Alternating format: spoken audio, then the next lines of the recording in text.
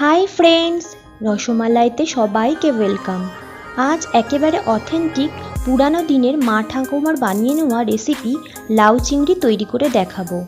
কম তেল মশলায় বানানো এই রান্নাটি খেতে খুবই সুস্বাদু এবং লাউয়ের গুণাবলী আমাদের সকলেরই জানা।